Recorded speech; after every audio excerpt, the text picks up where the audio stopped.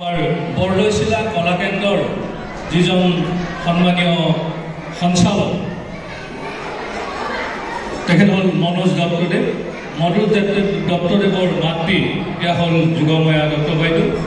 তেখেতক আমি এই মঞ্চত পাই ধন্য হৈছোঁ আৰু তেখেতক আমি এখন খোলা মঞ্চৰে আমি তেখেতলৈ শ্ৰদ্ধা জনাব বিচাৰিছোঁ।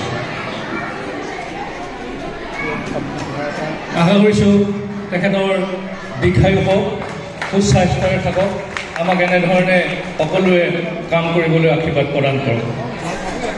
দ্বিতীয়তে, সমাজ জীৱনলৈ বিশেষ অৰিহণা যোগোৱা আন এগৰাকী আপোনালোকৰ সন্মুখতে থকা ব্যক্তি হ'ল জ্যোতি বৰগোহাঁই বাইদেউ।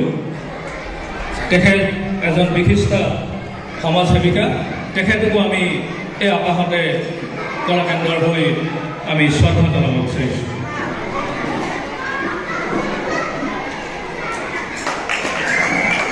আৰু জ্যোতি বৰগোহাঁই বাইদেউ তথা যোগময়া দত্ত বাইদেউ দুয়োগৰাকীৰে সুস্বাস্থ্য কামনা কৰিছোঁ আৰু দীৰ্ঘায়ু কামনা কৰিছোঁ।